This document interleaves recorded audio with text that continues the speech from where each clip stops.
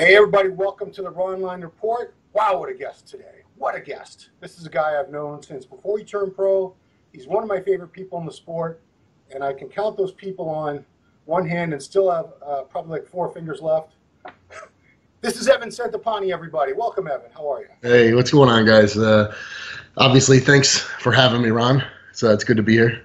So many questions, Evan. We got a ton of questions from the forum. I'm just going to start with a few of my own. And then I'm going to apologize to all you guys on the forum in advance. There is no effing way I'm getting to all those questions. You guys asked a lot of great questions, but you got more of a response for questions, Evan, than anyone I've ever done a Ronline with when I've asked for questions. So, wow, that's flattering. People like Evan. You're a likable guy. So I want to start with every superhero has an origin story, and I know yours, but I'd like you to tell it. How did you get into bodybuilding? You were not always a buff, lean guy. What was the impetus? Well, I was pretty fat as a kid, and to be honest, I really just wanted to be skinny.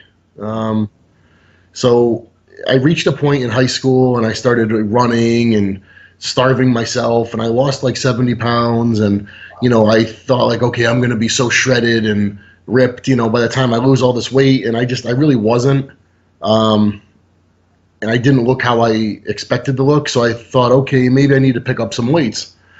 And once I started working out, I realized how much I liked it, and also that I maybe had a little bit of a natural aptitude for it. And that kind of it spiraled into its own thing. Yeah, I mean, you had 20-inch arms in college, right? Yeah, by my sophomore year in college, I hit about 280 pounds, and wow. Granted, I wasn't super lean or anything, but I didn't have fat hanging off me. And I was strong. I was benching 4 plates for reps and barbell rowing over 3 plates for reps, and squatting 4 plates for quite a few reps, and things happened quickly for me. So who looked at you the first time and said, dude, you could really be a great bodybuilder. You gotta do a show? Who was it?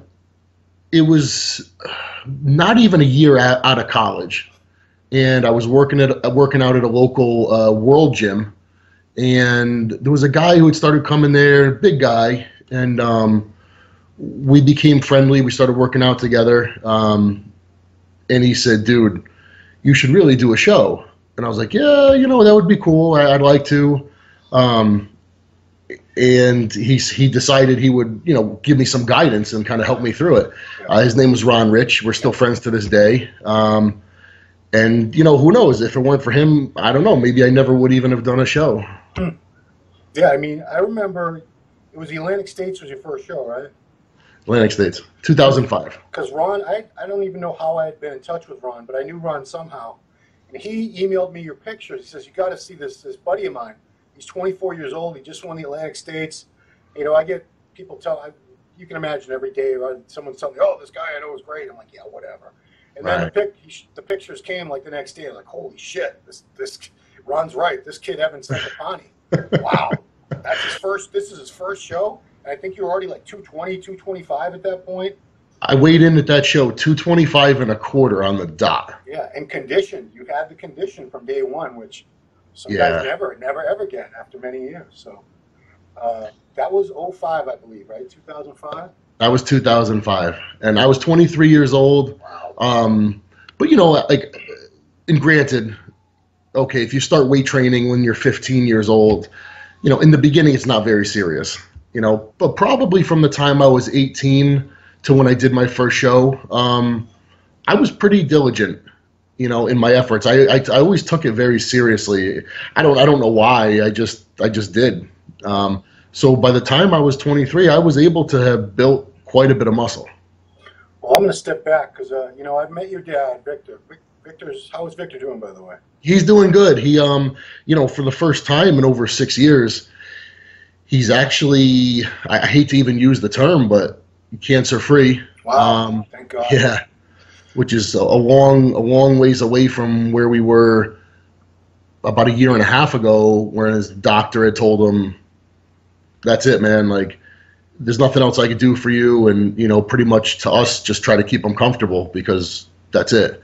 Yeah. He got into a trial at Rutgers for immunotherapy, and this is the best he's done, and he's doing great. I knock on wood. I hope it continues like this. Because, you know, a few years ago, I was down there when we spent the day with a photographer there. We did like a day in the life thing, and that's when I really got to hang out with your dad at his machine shop a little bit and get to know what he was all about. And that's where I said, this is what the difference was with Evan and a lot of these other guys, because I've known so many guys with great genetics, never amounted to shit, never did anything in the sport, fizzled out, and it was because they didn't have that work ethic. And, you know, I could tell that's where you got it. You definitely got that from your dad. What did your dad instill in you that, you know, made you the man you are today?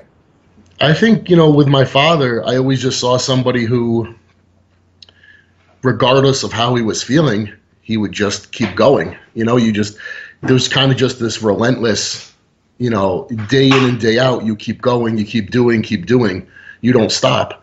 And, you know, even throughout his, you know, his cancer treatment, I mean, you know, the first surgery that he had to have a lung removed. And it was really only a couple weeks later, he was down in the basement and, you know, lifting things he shouldn't have been lifting. And for no other reason than, you know, there's just, you know, some people, I think there's something inside them where they just can't stop. And I think that's him. And to some degree, when it's something that I'm interested in, I think that's also me. Yeah. I mean, I don't want to make this all about your dad, but that day in the shop, his shop is in where is that? It's a horrible part of town. Where is that? Bridgeport, Connecticut. Yeah. Sorry. Pretty lousy. It's in a rough area. Yeah. And, you know, I recall you said he refurbishes these, what are they even called? Like machining? Yeah, they're called milling machines. Pretty much any and every machine shop anywhere in the world will have them. The specific ones that he repairs, they're kind of like the original one, kind of like the one. It's, you know, the one. Right. So if you're in the business, you probably have at least one of them. Yeah. But I mean, he started working there out of high school, you know, because they're founded in Bridgeport, Connecticut. Named, you know, the machine was named after the city. Yeah. And you know, he learned it really well, and it became kind of his passion. And he started his own business. So he will tear them down and rebuild them, you know, not only mechanically but also cosmetically. So by the time you get it, it's basically like having a new machine. I was just stunned. You know, I'm horrible. I'm not a handy person, but that's someone who's just. I saw a couple of the old machines that he hadn't done anything with yet, and they looked like something you'd seen in a junkyard, just rusted piece of crap. And then I saw there was at least one that was ready to be shipped out somewhere, sparkling new. It looked like it just came off an assembly line, and I was just in awe and he does it all himself. And he's no spring chicken. He's in his 60s now, I'm guessing. He's, I think, 61 now. Yeah. So wow. So there you go. So I understood the whole. This is how Evan Centopani came to be once I got to know your dad. So, it definitely takes a lot to be able to look at something and be able to, I don't know, fix it from start to finish, like to completely. You're talking about a lot of detail and a lot of moving parts, both literally and figuratively. Right. So yeah, I don't know. It takes a certain type of person, and to do it in a way that's of a certain quality. There's a meticulous quality to him, and you know, a lot of that I learned. You know, to pay attention to detail, and I don't know. There's a lot that I learned from my father. I'm very fortunate.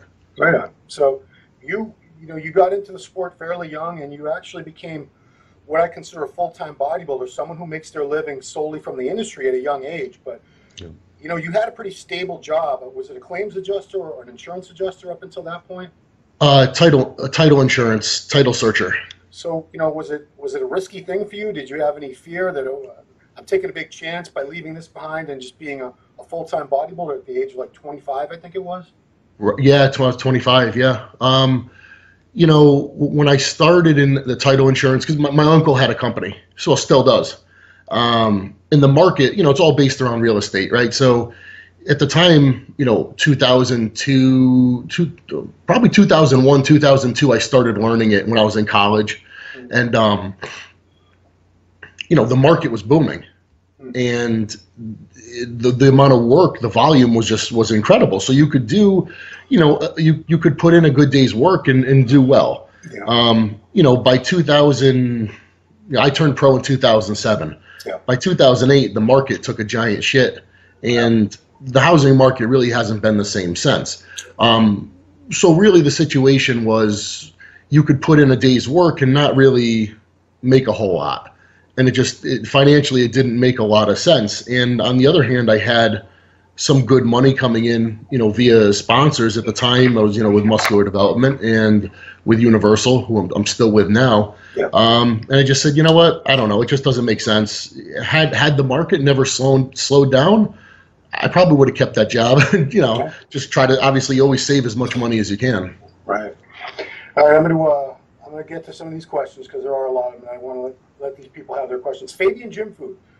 Here's a good one. Your recovery. How's your recovery going? Real briefly, what happened to your?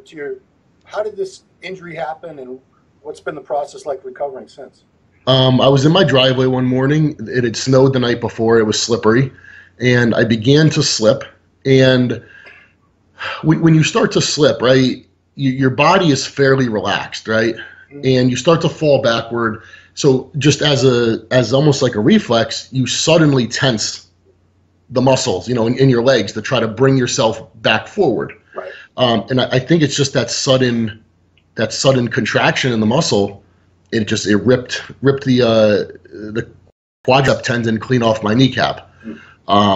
So I did end up falling as a result of it because, your knee starts to bend and you can't stop it from bending now because your lower leg, is no longer connected to your quadricep muscle. Yeah. So you have to have surgery for it. There's no other way around. It's not, the tendon will never reattach itself. So you have to have surgery. Yeah. I got the surgery. It was honestly, it's a shitty injury. Progress is, it's incremental. You make some good progress, it levels off. You're kind of like, man, I'm not going anywhere. Then all of a sudden you start making some new progress. Fortunately, I'm in one of those spots right now where I'm making some new progress. I've started, incorporating some different style training, and believe it or not, a whole system of stretching and whatnot.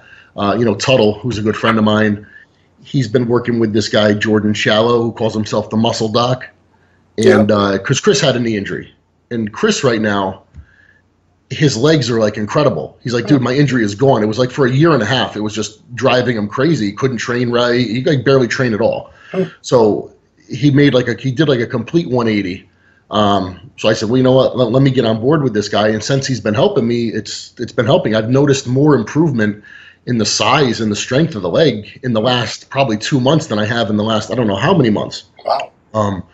So, it has taken long. To be honest, I would have expected that by now. It's about a year after the injury that I would be 100% back to where I was prior to the injury. Yeah. And, I'm a little bit shy of that. My leg size is still a little bit down. But I do believe I will get it back 100%. I'm sure. I mean, Branch could do it. Branch has torn so many things and come back. I mean, yeah, definitely. At least as tough as Branch, I'm sure. So it's been 2 years since you competed, right? Right now, it's been a full 2 years. Yes. Yeah, the last show I did was the Arnold 2016. Right. So a ton of people ask this variations on when are we going to see you again on stage? Yeah, I mean, really once my legs are back to where I would like them to be, I would say that this year is out only because I don't really have any interest on just doing a show this year. It would have either been the Arnold or the New York Pro. Yeah. There's not really any other shows that interest me the rest of the year, so I probably would just wait until next year. And fortunately, I have the support of Animal, Universal, so I'm not being rushed to get back on stage. Yeah. So I would rather wait and do a show that's meaningful to me, rather than just get back on stage, simply for the sake of doing it. Okay. A lot of people also want to know where did you get this fascination with nutrition? I always say you're definitely one of the most knowledgeable guys about nutrition that I know, period, much less pro bodybuilders. But you really know your shit. When did you start becoming fascinated with that? Pretty early on. When I was just trying to lose weight, even at that point, my understanding of nutrition was very rudimentary. But I did understand and acknowledge the importance of nutrition if I was going to achieve my goal. Just over the years, I think a lot of it probably stems from my love of cooking and eating. Just, in being in the kitchen and being around food and whatnot, it just always interested me, even from a really young age. Yeah. So I think a lot of it stems from that. I love to go to the grocery store. I love to go to a market. And then obviously being a bodybuilder, you begin to try to connect the dots and say, well, okay, these foods, this tastes good, blah, blah, blah, but how is this going to affect my goal, or how could it help it? So I don't know. It just, for me, I think it's just kind of a natural connection. How could you be involved in bodybuilding and be someone who loves food and not take a interest in nutrition? So I don't know. It's just, things I pieced together over the years, practical experience, things you read, I mean, you kind of ruined something for a lot of us guys out there. It's through your cooking videos. I believe it was 3 or 4 years ago. My wife walked by while I was watching it on the computer, and she goes, "Evan cooks all his own food." I go, "Yeah." She goes, "Why don't you start cooking your food?" Like, damn it, Evan. Now I have to cook my own food. Oh well, it's fine. It's probably for the best anyway. Sorry, pal. It's okay.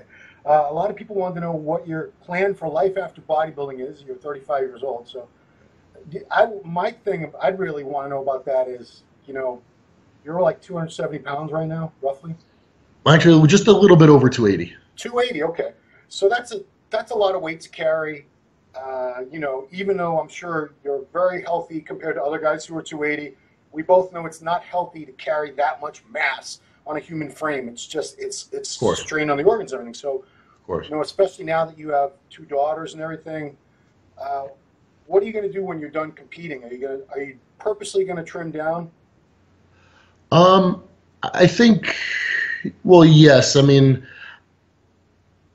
I probably would not feel inclined to try to retain this size. Yeah. So although I may not be trying to trim down per se, obviously I'm sure it's just going to be a byproduct of not trying to be as big anymore. I don't know.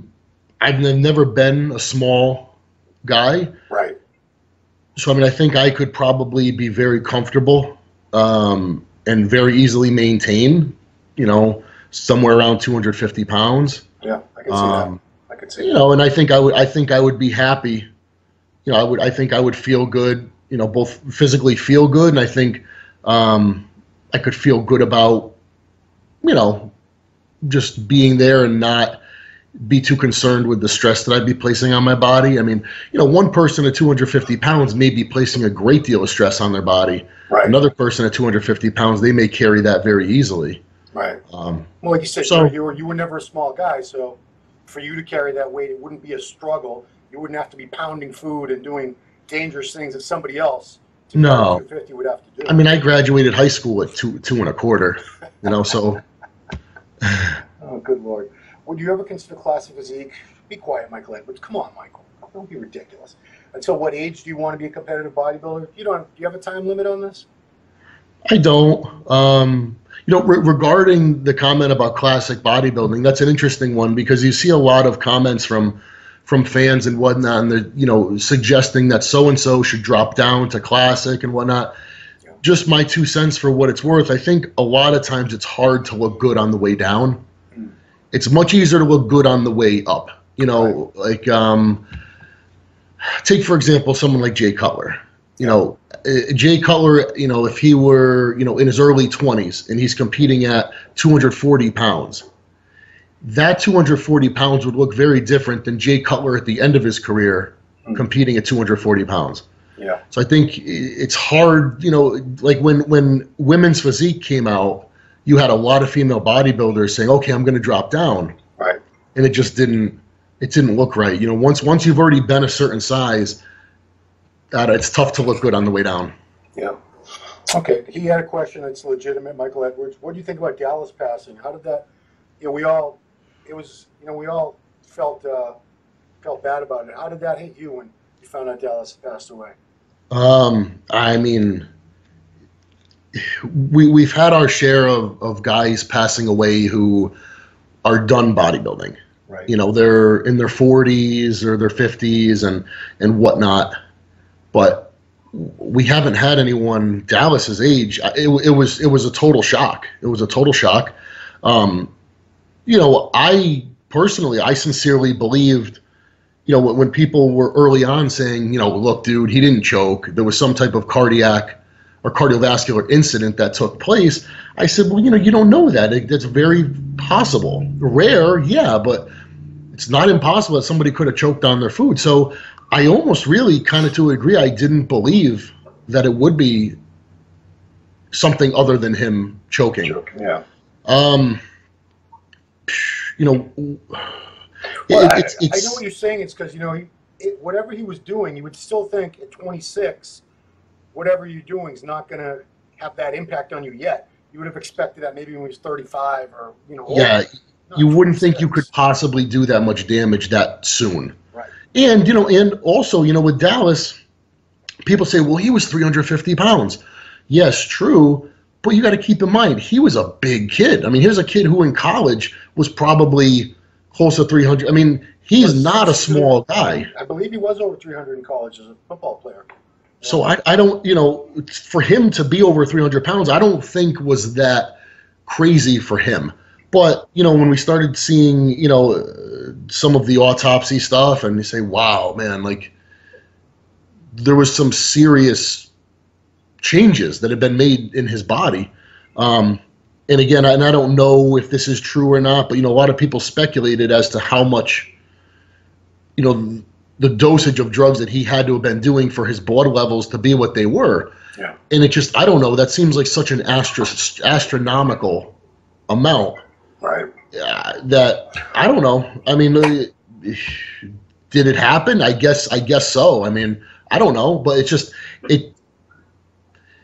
I don't know. I don't know what most guys do. Right. You know, I can't say for me to think that he would have had to have taken that quantity is completely outside of the realm of what I would see as even normal, even in bodybuilding, which is not normal. I get it. It's not normal, but it's just still so above and beyond. I just hate it when you start hearing people go, see, that's what guys are doing. That's what guys are doing. Yeah. I still don't think that that's what the majority of people are doing. I don't. I mean, again, maybe I'm naive. I don't know. Maybe it's just wishful thinking, but I think that might be, look, there's no denying that it's all abuse. Right. But different levels. Obviously, there's varying levels of it. All right, let's move on. Lex 1247 wants to know your thoughts on classic physique division. Do you see it taking over bodybuilding, at least at the amateur level, at the NPC level? I think classic is a great division. I think just like, you know, when they instituted women's physique, I think it was a great thing. Unfortunately, you know, with females, it all but killed female bodybuilding. And, you know, I guess kind of the question here is, will the same thing happen with the men? Yeah. And I don't know. I think it is a little bit different. I think that although the extreme look that a bodybuilder has may not have, you know, any kind of mainstream relevance, yeah, I still think that more people want to see that than they want to see a large overgrown female. So I don't think comparing female bodybuilding to male bodybuilding is exactly apples to apples. And I do think that with bodybuilding, I don't know, I think that there will still be quite a few people who want to see the freaks. Right. Yeah. I think from maybe $1,000 VIP ticket for the Olympia, whatever it costs, most of those people are going to Olympia. They want to see Rami, Heath, Rolly Winkler. Yes. They want to Yes. see the big freaky guys that they can't see in their own gym or at a show that they go, like the circus. You go to see the elephants and the lions and the tigers. So, but at the amateur shows, you go to some of them too. I definitely see classic numbers blowing past the bodybuilding numbers, and it's easy to. It's easy. It's not a mystery. It's more attainable. It's quicker to get that look. It doesn't take as much time or effort or other things involved. So, yeah. The thing that's tough is you're talking about a group of people. I mean, look, we all know, no matter who you are, whether you're a bodybuilder, whatever, the day you enter the gym is the day you're forever small, right? You're never going to be big enough. So, truth be told, look, when I did my first competition, right, and I was able to compete at the top of the heavyweights, right, I didn't think I was big enough. Had another division been around at the time, I probably would have said, no, I probably belong there. I don't think I belong as a bodybuilder. And I think that's what you get. You get a lot of people feeling like they're not big enough. They can't be competitive as a bodybuilder. And it's not a good reason to not pursue bodybuilding. I tell this to people all the time. If you want to do men's physique because that's how you want to look, then yes, you should do it. But do not do it just because you think you can be competitive, but at heart you want to compete as a bodybuilder. I think that's totally stupid. Mm-hmm. Okay. So as long as people are doing it because that's what they aspire to, I think it's great. But if people are doing it because they think it's just more attainable or it's something they could have success with right now, then I can't disagree more strongly with it. Okay, fair enough. Evan's honest assessment of Phil Heath as a Mr. Olympia. Can Phil be beaten, and by who?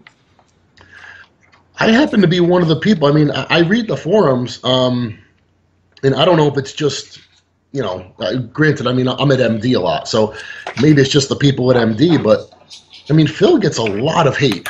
He does. I happen to think that Phil is a tremendous bodybuilder, and I think he's incredible. You can argue whether you think he's a nice guy or he represents the sport well, etc.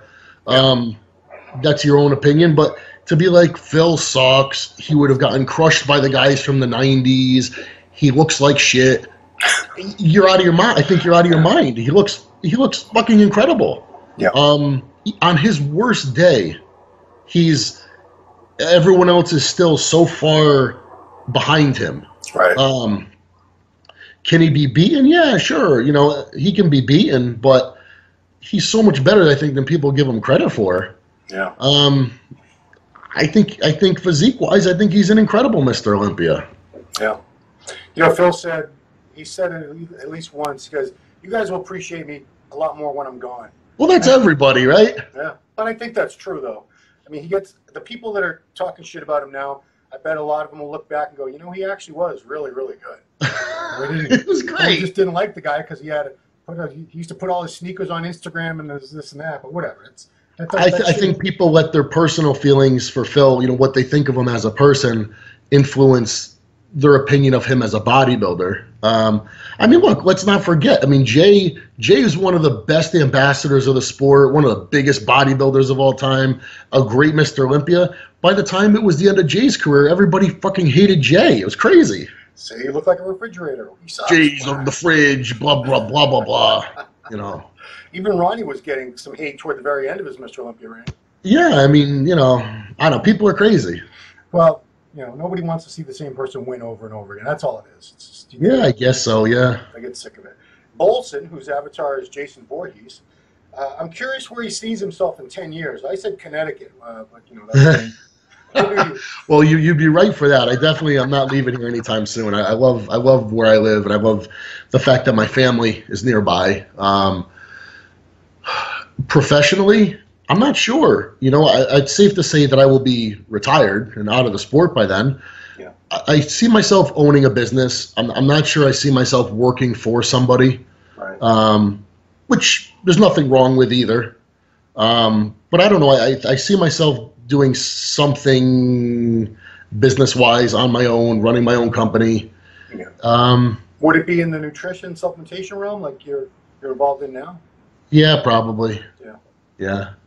I always said if Evan makes supplements, I would absolutely buy those and I know you would put the time and the effort and quality into anything that had your Which, name on it. speaking of, I've been working with Animal on this product, which is set to come out in a few weeks, which is a meal replacement, which is kind of an area of the market which has kind of been neglected ever since, the 90s. Metrex and Myoplex, and ever since then, what have we had? I mean, Metrex and Myoplex were wildly, popular and successful, and once people realized that they were just overpriced products with terrible ingredients, but the concept itself is great. Yeah. That segment just kind of died out, but really, I felt like it was dying for a good product, and I really believe that's what we put together. It's the digestibility of it is great. It's dairy free. It's all whole food based, no artificial flavors, sweeteners. It's a really clean product. I mean, per serving, you're getting 50 grams of protein, 50 grams of carbs, 15 grams of fat. So it's a balanced. It's a balanced meal, and anybody who reads the ingredients would be happy with them. It's a great product. So, anyways, what's it called? Animal Meal. Animal Meal. Okay, simple. I'm moving right along. So many questions. George, UK. We love our UK brothers, as you know.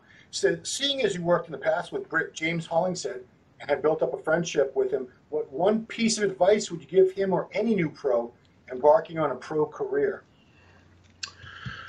Oh, let's see.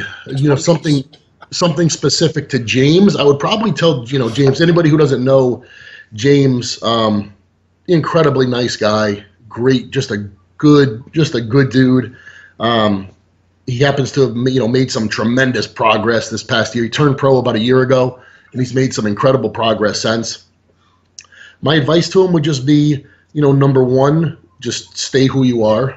I think a lot of people, and I don't think I would ever have to worry about this with a guy like James, but now speaking broadly, you see a lot of people once they begin to have some success, they start changing their attitude and et cetera.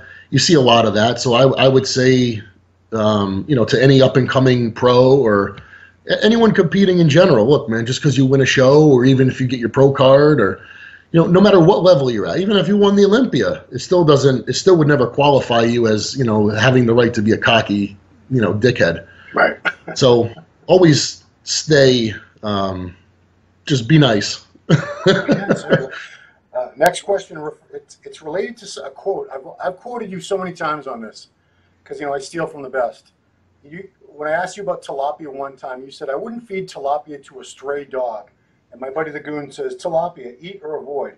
It's super cheap, super easy to cook, but would you recommend tilapia as a food source for bodybuilders? No, there's no reason to eat it, right? You have to consider the fact that tilapia is almost in every instance farm raised, right?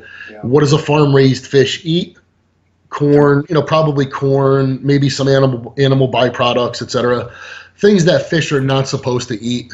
The whole reason you're eating fish and supposed to be eating fish in the first place is because it's eating a wild diet. It has a positive effect on, the nutritive value of the food itself.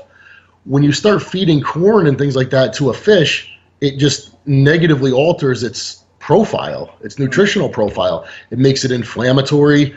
And to be honest, tilapia, even in its cheapest rate, it's still going to be at least 2 or 3 times the price of chicken. And I don't see the advantage of eating tilapia over chicken. I still think you're better off eating chicken. It's at the very least, tilapia is no better. Okay, so farmed. At Costco, I buy farmed salmon. Should I not be buying that? No. Okay. No, I think any farmed fish, it kind of just negates the purpose of eating the fish at all. Good enough. But that's just my belief and my understanding. Well, I would put some stock in your opinion, for sure. Sacha Redek. Evan, what is your favorite film genre? And also, if you can tell some favorite movies. Please don't tell me you don't like The Lord of the Rings. By the way, how often do you cry while watching or after movie? I can cry like girl if it's a nice movie. I don't know that I have a favorite genre, although I guess probably if I were to list my favorite movies, they would kind of just be just all different. Forrest Gump is just, in my opinion, one of the best movies of all time. The Count of Monte Cristo is an awesome movie. The original one. Yeah. What's that Michael Caine movie that you have as your avatar? Michael Caine with the shotgun. Oh, what was that? Oh shit, I forget. If you can't remember, you need to change your avatar. Yeah, no, you're right. It's been a while. I forget the name. Okay, that's all right. You know, in terms of actors, you know, Charles Lawton. I like a lot of the older movies are great. Charles Lawton is incredible. You know, the original Les Miserables was great.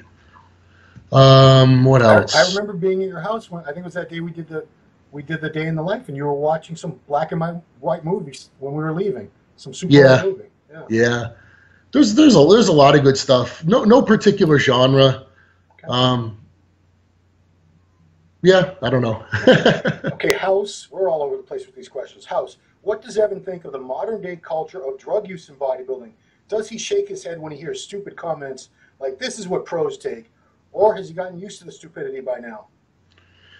I mean, look, I'm a pro, and I don't use terms like this is. I don't use phrases like "this is what pros take." Yeah.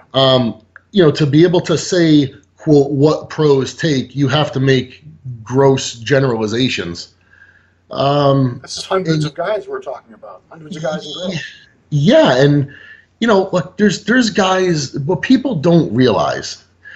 Look, all the pros are using drugs. Yes, okay, but some of these guys are such freaks. They truly are. Okay, most guys at the pro level can get away with using significantly less than guys who are amateurs, and a lot of times guys who are just gym rats. And a lot of times people are just completely unwilling to accept that because it's insulting to them. It pisses them off. You know, I think it gets back to a lot of these guys. It kills them to accept, so they won't accept that someone like you could look better naturally off everything or never having taken anything than they could possibly ever look, no matter what they used and for how long. It's unfair. But, you know, that's life. Some guys are 5'2", some guys are 6'7". Is that fair? But I don't understand why in bodybuilding it's a problem. Because, look, if you watch the Olympics, right, you watch Usain Bolt, you know, run the track. Yeah. You have to, part of you, if you have any rational ability, you have to be able to look at him and say, okay, if I practiced running as fast as I could every day, and I enlisted the help of the world's greatest sprint coach, I might not ever come even close to running as fast as Usain Bolt. You wouldn't. So do you think his success is because of drugs, or do you think it's because of there's some God-given talent that he was born with that enables him to do that? It happens it's in every industry. It's in every endeavor. But with bodybuilding, it's a weird phenomenon because a lot of times the fans themselves also want to be the participant. Right. And it creates this weird kind of love-hate animosity. Yeah. Exactly. Like I said, people watch the Super Bowl, millions and millions of people. How many people watch the Super Bowl? Like a 500 million? Something ridiculous. And they just appreciate the athleticism and love to watch the play and you know, they can appreciate that, and they don't all go, oh, damn it, I wish I was Tom Brady. Why can't I throw a football like Tom Brady? You know, they're not like that. But bodybuilding fans, the vast majority of them, they're all gym rats. A lot of them compete, and they aspire to be you guys, the pros. And I think I have to take some of the blame. I think the magazines have fostered that myth that anybody can look like a pro if they just do the right routine, the right supplements, and that. It's not true. Right. That's a good point. You guys are a different breed. You're mutants, really. You're mutants. And I mean that in a good way. Yeah. Oh, Lord. Good quads, your abductors. Oh, boy. I'm sorry, Big Beat. I'm going to go right past that. B. Neva, do you plan on opening your own restaurant ever? No, I don't have a plan of it. You know, I mean, it's probably something that if I had a ton of money at my disposal and I was like semi-retired, it's probably something I would do. approaching it like, it doesn't really matter if I turn a profit. I'm going to do it purely for the enjoyment of it. Yeah. But yeah, I mean, I think every meathead has fantasized about owning his own gym. I think every person who really loves food and loves to cook has fantasized about owning their own restaurant.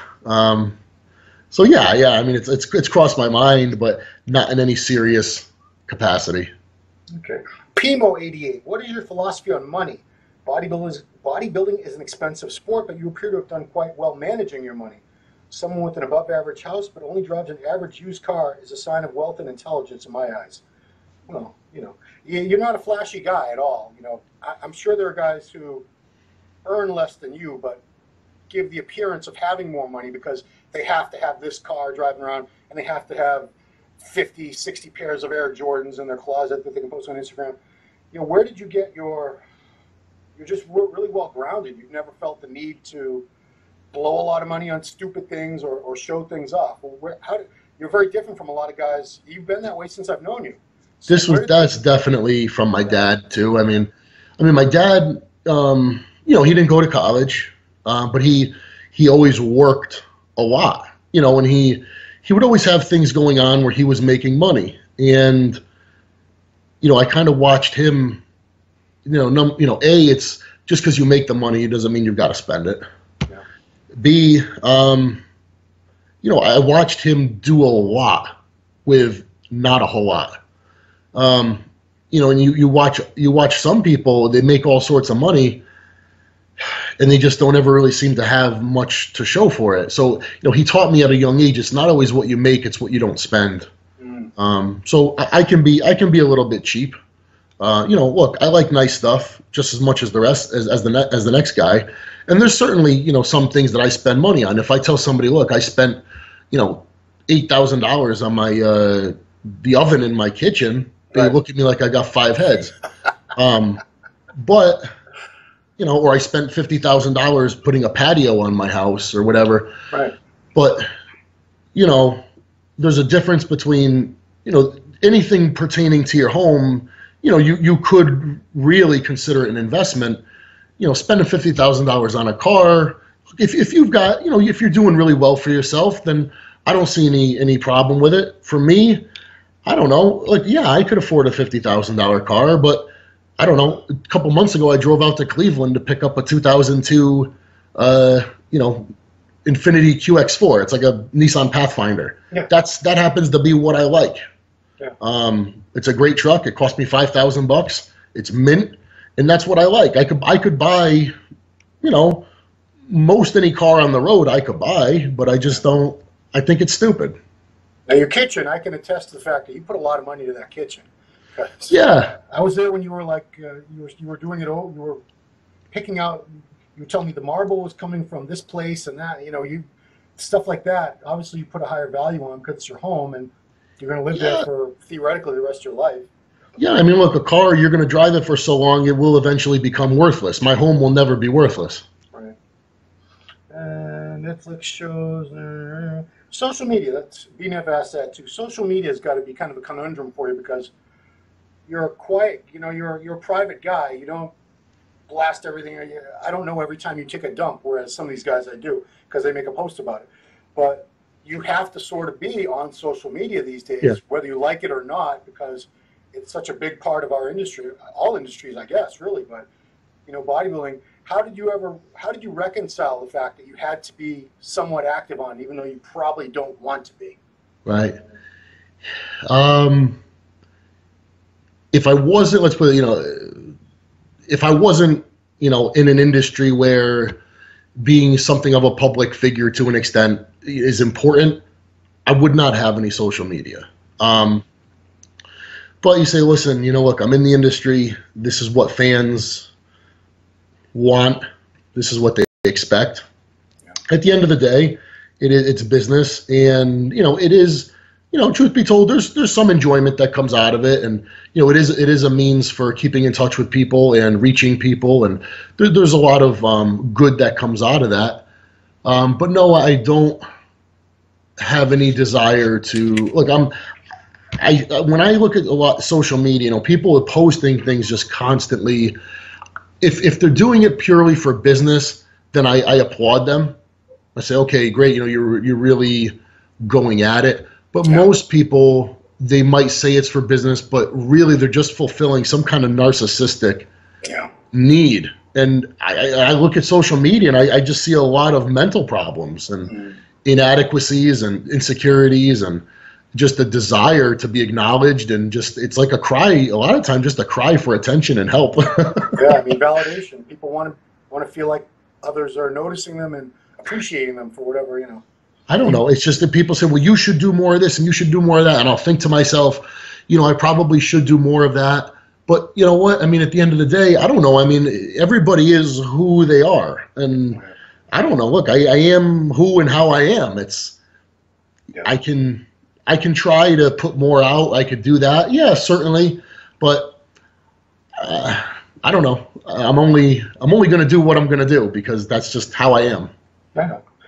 Because, just for a second, Jose used to have a real problem with social media. He didn't want to post. A few years ago, I remember he had a sponsor that was on his ass all the time, like, you need to post more. And he was really upset about it. But eventually he puts out his own content now. He's got a great YouTube channel. Yeah. What's your YouTube channel? You have one too. Yeah, I've got one. I put things up, here and there. It's not like I'm on any kind of schedule or whatever.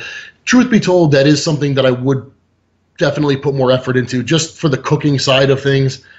People seem to enjoy it, and I actually enjoy sharing it.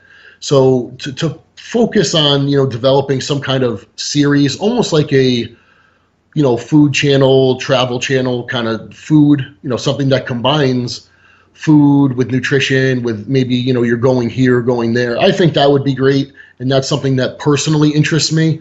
But unless something personally interests me, I'm not going to just do it just to, just to do it. Okay. What bodybuilder most inspired you? Oh, definitely Arnold.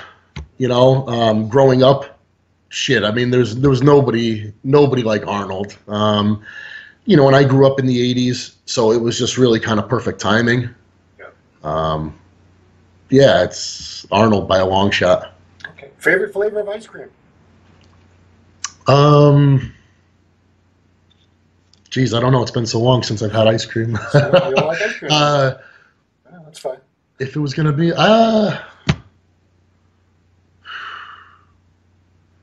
geez, I don't know. How pathetic is this? What's your favorite thing, quote unquote, cheat meal? Like, I don't like that term. What's your favorite thing to eat that's not, typical bodybuilder fare? I love French fries. So anything with French fries. Lately, I've been craving egg rolls. So if it's Friday night and we get Chinese takeout, I'll just kind of have a regular one of my meals, but then have a few egg rolls on the side. Okay. I don't know. I like anything. It's funny. As I've gotten older, I don't really have this desire to like eat poorly, or I don't know. I just like good food. Yeah. On a side note, do you notice how much bodybuilder posts on Instagram, not just the women, but a lot of women, it's just all the junk food. They love to post about the shit that they eat. I think a lot of them are really unbalanced. There's something really off in their body, because for you to crave, to constantly be thinking about and craving, just all this crap, there's something wrong with you, really. And I'm not taking shots at people, but there's something off inside your body, because when you're giving your body what it needs, it doesn't desire all that shit. Right. It just doesn't. So I don't know. I think a lot of people, they're screwed up. You have no pets, right? No cats or dogs? No, I don't need companionship from an animal. What does your wife think of bodybuilding? Does she enjoy the process of watching your body come into a show level? Well, this is from Heroes Fall. Or no bueno. Off-season, Centopani all the way. There we go, Centopani. I'm stealing that. I don't know. She never compliments me either way. So that's a keeper, though. She keeps it real. Yeah. What place haven't you traveled that you'd like to? I'd really like to see Greece. You know, just recently when I went to Dubai, that was really, really cool. I thought the food was incredible. I'd like to see North Africa, you know, like Morocco, Egypt, those countries. I'd love to see Greece, Spain, Portugal. And I've really never been anywhere in Asia. Japan would be great. I'd love to see Japan. You lived in Italy for a year, right? 4 months I lived in Italy. 4 months? Okay. Yeah, so I've seen a lot of Europe, and I love Europe. You know, truth be told, I've never been any place I didn't like. Fair enough. Very diplomatic of you. What type of training do you feel has most benefited you in your growth? You've worked with various coaches and gurus, plus done your own thing. In your opinion, what works? You know, and it all kind of worked. You know, I was fortunate that I had success. I had success with Dave Palumbo. I had success with Oscar Ardon. I had success with Chris Aceto. If you compete, well, not when you compete again, would you hire someone or would you do it on your own? I'll probably do it on my own again. You know, I've gone back and forth.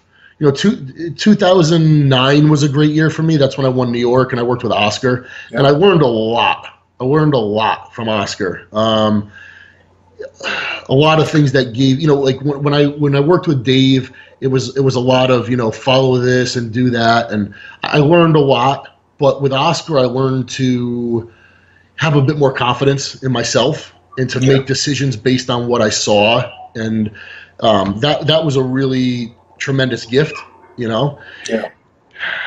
Yo, so, I have no horse in the race, but that year, 2009 New York Pro, that was probably my favorite look of yours. You had because you have this tendency to look so great 2-3 weeks out from the show, even a week out. How many times have I been out to shoot you like a week before the show? I'm like, oh my God. And then I'm at the show a week later, like, damn it, Evan, damn it. What happened? You know, you flattened up. But Oscar somehow kept you nice and full, crisp. Well, too, what made a huge what made a huge difference that year too, like I had a big ugly off season. Okay, I got up to 318 pounds. Okay, and it wasn't particularly pretty, but I was strong as fuck, and I had put on a lot of muscle. So when I was able to carry that into that next prep, that was the beauty of the prep. And you know, with Oscar, he recognized, you know, certain needs I had with eating, and you know, like going from doing a keto diet to doing, you know, eating more and whatnot, it all worked. It worked great, and the training was crazy intense. It all just came together. And then 2 years later, when I did it myself, I had a lot of what I had learned from Oscar still fresh in my mind, and the confidence, and now the ability to kind of, you know, insert my own 2 cents into it. And 2011 was also a really great year. So I would probably do it myself. You know what I would probably do? You know, I would probably work with my buddy Chris Tuttle. Yeah. I'd probably say, look, man, because he's seen me over the years. He knows what's on for me, what's off, what's right, what's wrong. Yeah. I would probably just say, listen, let's work together in some capacity and, you know, call it a day. That's probably what I would do. Fair. Tuttle Nutrition, everybody. Tuttle Nutrition. Now, I see you drinking out of plastic. Yeah, I've given up. You gave up on the glass only? Okay. I gave up on life in general. But the glass always scared me in the gym. Like, that shit's going to break. Someone's going to, it's just plastic, please. Okay, here's still from Heroes Fall. If the MD4 members were all on a deserted island, who would you kick off first, and who would you keep around until you are rescued? Oh, man. Who would I get rid of? Firepower 777. There you go. Who? Firepower 7. Firepower. Even Sexy Beast. He's been known by many, many names, but Sexy Beast was probably his original name. Yeah. I don't know. I'm trying to think if there's anybody who really pisses me off. I have to say, you know, we've scared the MD forum, and most forums have scared away so many pros over the years. But somehow you have this way of, like, they don't shit on you. Like, people just, because you give it back, you take shit, you give it back, and you have this happy-go-lucky attitude where people like, they'll fuck with you, but they're like, Evan's cool. You know what I mean? There's some pros that they're just horrible to them. But you struck this balance.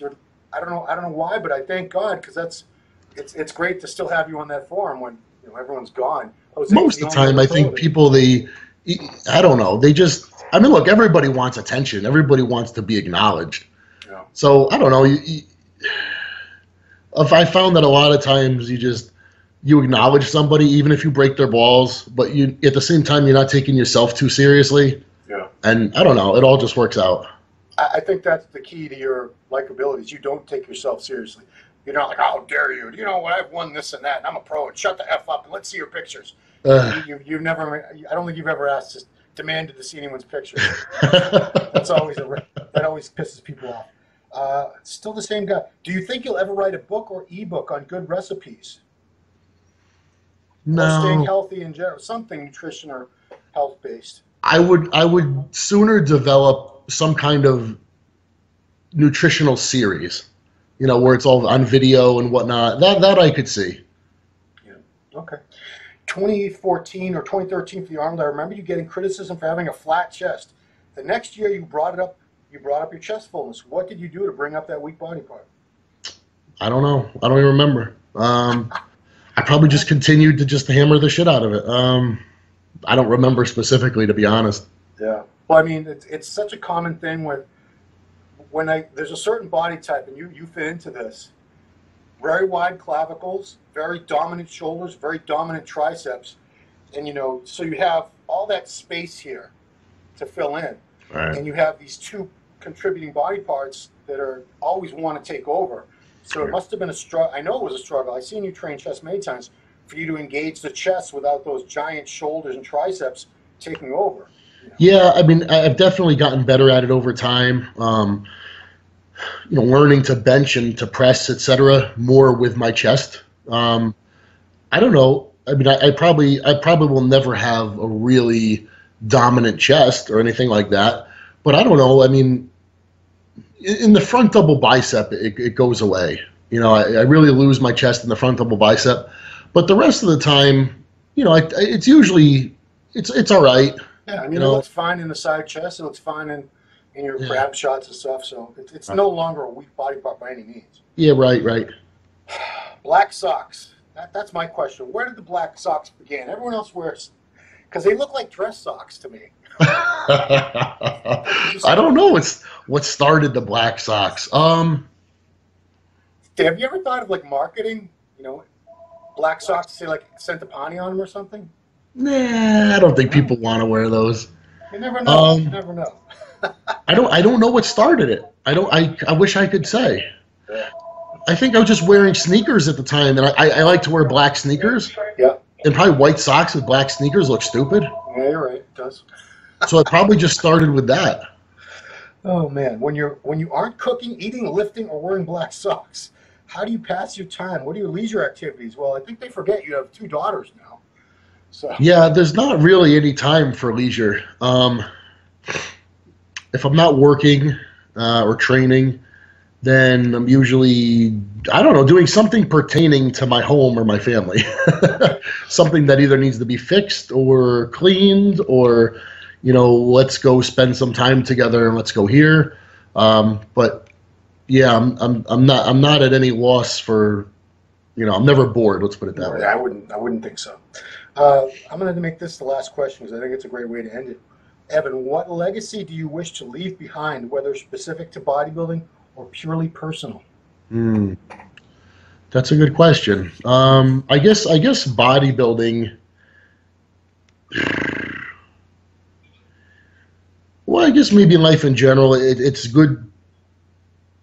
It's nice when someone can strike a happy medium, right? I mean, me as a fan, I always look to somebody like Lee Haney, right? And I say, well, okay, Ronnie Coleman was maybe a more dominant Mr. Olympia, or, Arnold was more famous. But, here you have a guy like Lee Haney who was an 8-time Mr. Olympia. Nobody came close to beating him. He retired by the time he was 32. He had his health intact. He's still, You know, he's still healthy. He has you never hear a bad word spoken about him. He's an absolute gentleman. I would love to be, you know, remembered as just having struck some kind of balance. As someone say, well, you know, yeah, he was a pro bodybuilder, but you know, he also did care about his health. You know, he did advocate certain, you know, taking precaution to, you know, don't just throw caution to the wind. Something along those lines. Yeah, you know, I'm not going to kiss your ass too much, but there's not a lot of guys that I know who have never heard anything bad said about. Lee Haney is one of them. You're one of them. I can count them all on, you know, probably two. There's not many. I've never heard a bad word spoken about. No one's ever said, that fucking Centopani. What are you going to say about Evan, you know? And like I said, you've also put out a message of, you know, health, where, you know, this can be a very unhealthy sport, as we know. There's no denying that, but you've gone out of your way to try to put out a message where you can, if you eat this way and you take the alkalinity, and you know, you've helped people realize there are things that they can do to do this in a healthier way, and that's very valuable. Because I mean, look, we acknowledge that it's unhealthy, you know, so all the more reason to try to live a lifestyle that's as healthful as possible, so that you can look as good as you can for as long as you can, you know. And I mean, look, none of us want to die early, so you know, do what you can to live a life where you feel good and you look the way you want to look, and you know, all that good stuff. Right on. Well, that's the perfect way to end this. Wow, it's been over an hour that you have shared with us. I appreciate that so much, Evan. Anytime. And I appreciate you being on the MD forums. You know, you're not paid to do that. You do it out of the kindness of your heart, because you love interacting with the fans, and they really do appreciate having you there and having the chance to interact with you. It's a very cool thing. Thank you so much for that. Yeah, thanks. I enjoy it. Cool, man. And, you know, I wish you the best, your wife, your daughters, always the best. Thank He's you. a good guy, everybody. If you're not sure, I'm telling you right now, this is a good man. Thanks, Ron. Proud to know him. All right, for the Ronline report, it's been me, Ron, with the one and only Evan Centopani. Thanks for watching.